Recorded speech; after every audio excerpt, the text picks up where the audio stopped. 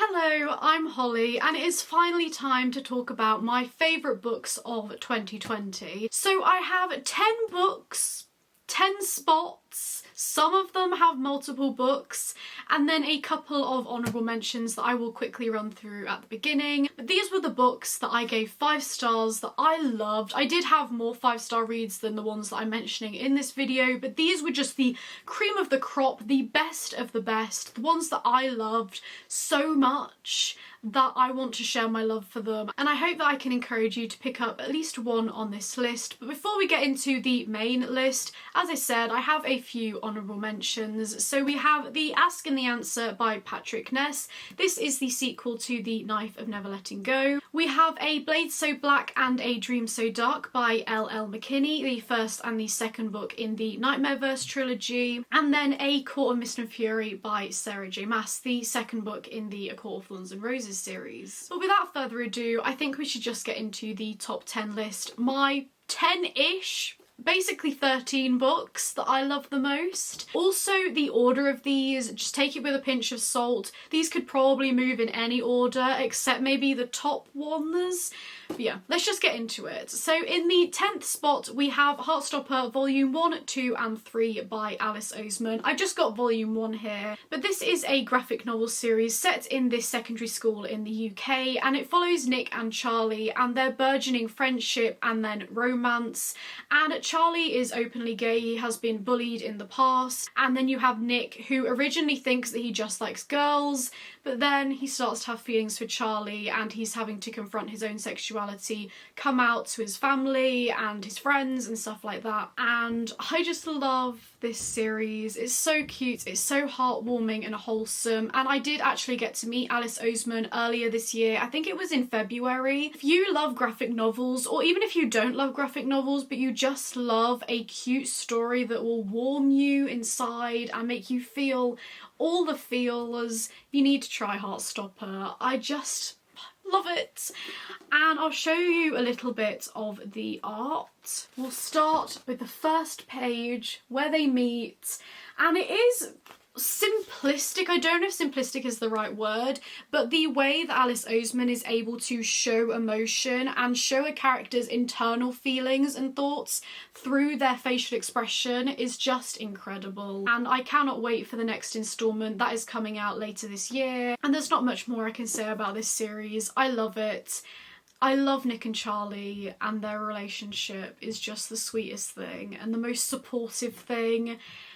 And yeah, I love it, and you should definitely check this graphic novel series out. Then we have a non-fiction. I didn't end up reading much non-fiction in 2020, but the ones that I did, I really enjoyed. So the one that I have picked is Natives, Race and Class in the Ruins of Empire by Akala. So Akala is a rapper and a speaker, I believe, and this is him looking at race and class in Britain predominantly and using his personal experiences, for example in the school system, or things that he has witnessed or been a part of, to explain the issues that are facing the black community in Britain. And it was very informative and so important. And I think something that I really enjoyed about this one is how Akala used his personal experiences. He's not just giving you the facts, which I think the facts are important. He does use a lot of facts and figures, but he is telling you how these embedded racist things, how institutional racism actually affects lives. For example, in education,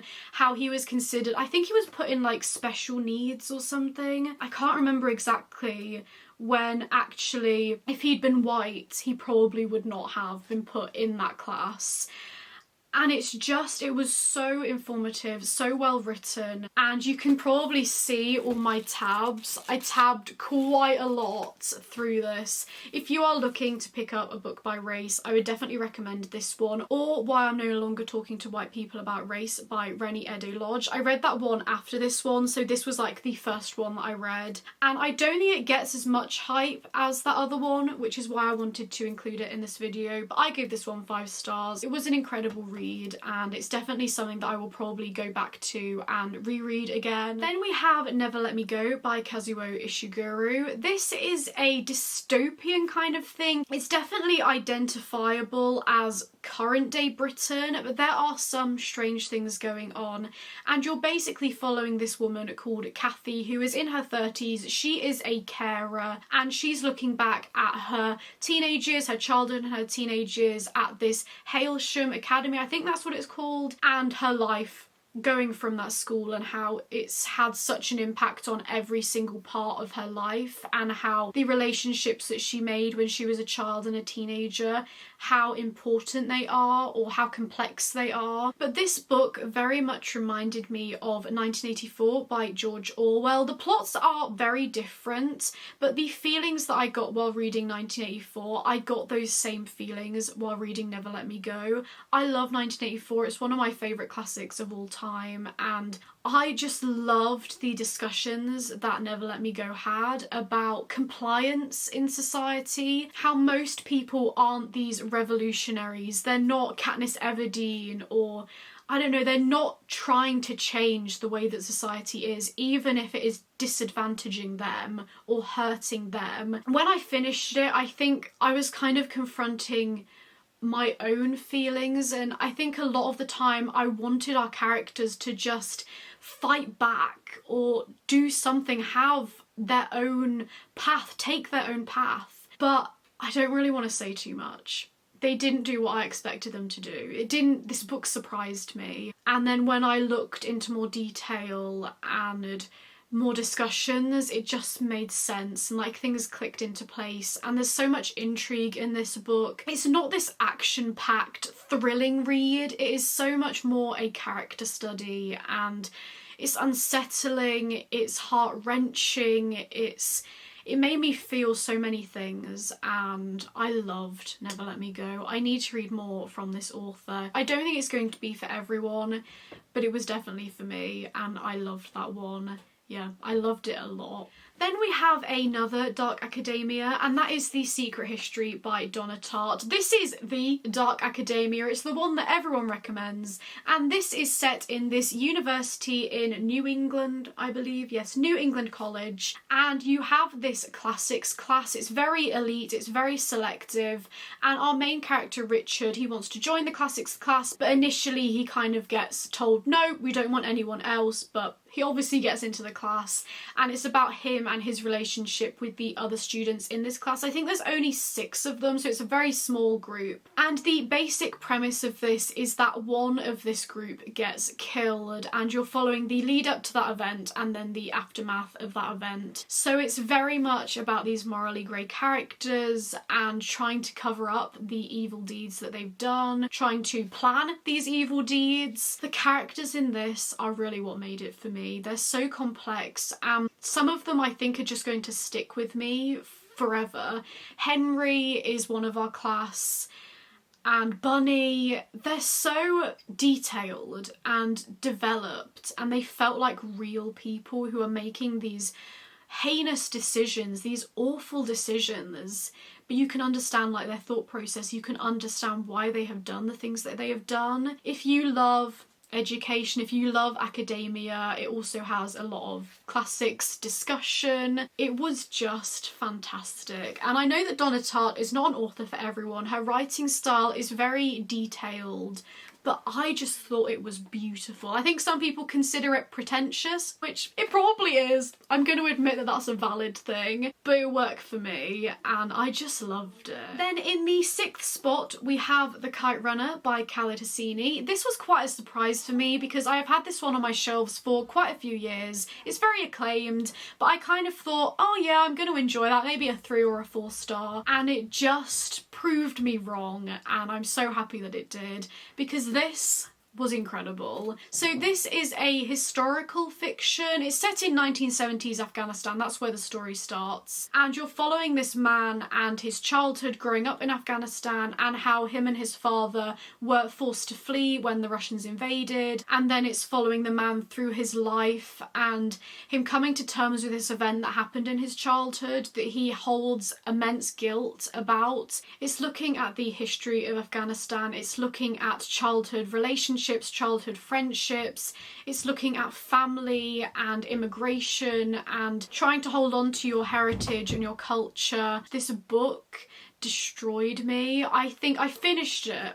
I got very emotional, and then it just like all hit me in one go, and it just hurt. It hurt me a lot. And if you want a book that is gonna hurt you, The Kite Runner is the one that I'd recommend. Then in the 5th position, we have The Great Alone by Kristin Hannah, another book that devastated me. I think you can tell that I like books that make me feel emotion, but this is another historical fiction. Is it set in 1970s? It's set in the 1970s too, but this one is in Alaska, and it follows this girl called Lenny, whose father decides one day that they're gonna get up and go and live in Alaska. Now this can be very dangerous if you're not prepared. There are dangerous animals, the weather itself can be lethal if you're caught out in it. But this book is very much about domestic abuse. So Lenny's father was a prisoner of war in the Vietnam War, and he's become an alcoholic. He has a lot of trauma, and this manifests itself in anger and violence. And it's about Lenny and her mother really surviving this man and surviving Alaska at the same time. I loved seeing Lenny grow up because obviously you're following her from a young child until womanhood. I loved the turns that this story took. I think it wasn't afraid to just go there. It is definitely one of my favourite historical fictions of all time, and I know that Kristin Hannah is very well known for The Nightingale, which is a World War II historical fiction.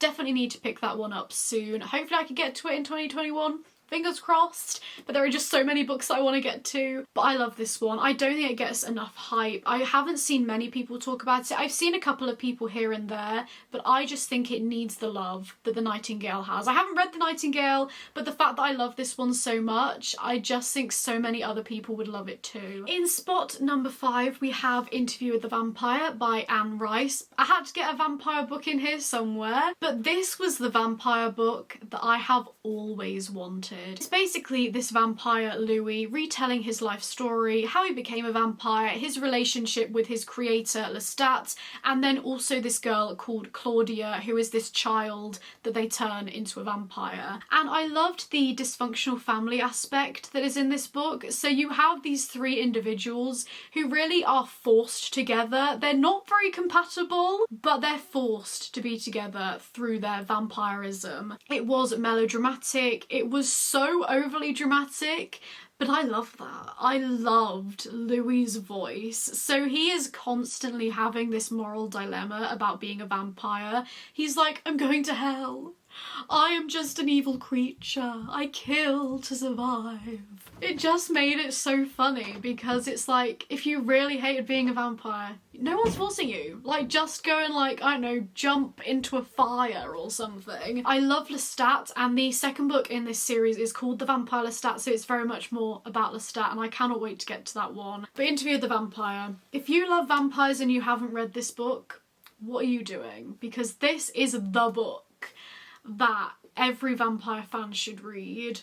I loved it. It was everything that I could have wanted and more. This was another one that I've owned for a very long time, and I thought maybe I'll give it like a 3-star. It might be an okay read, maybe a 4, but it just blew me away. Now we've got to the number 3 spot, and in the 3rd spot we have The Broken Kingdoms by N.K. Jemisin. This is the second book in the Inheritance trilogy, the first book being The 100,000 Kingdoms, and the first book follows this girl called Yaini Dar, whose mother has recently died, and her grandfather, who is the ruler of the 100,000 Kingdoms, summons her and tells her that she is one of 3 potential heirs. And the main thing that I loved about this series is that Yaini's family control the gods. The gods are these physical, human-like things, and this one is actually following a different character. So this is following Ori Shoff, who is this blind artist, and she ends up getting dragged into all these god politics. So there is a murder mystery plot in this, someone is killing godlings,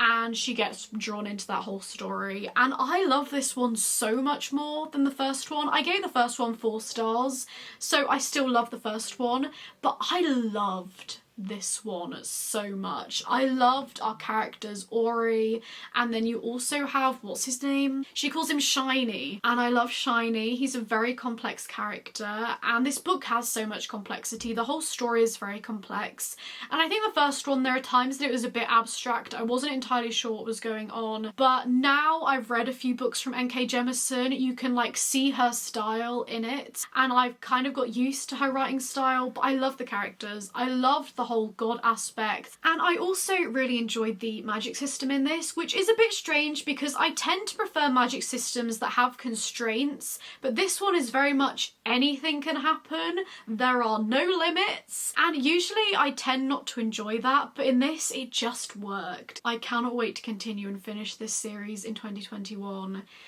Yeah, brilliant, brilliant. And I know that a lot of other people love N.K. Jemisin's other books, so if you have read some of her books and love them but you've never tried this one, I would definitely recommend giving it a go, because this is one of the best fantasies that I have ever read.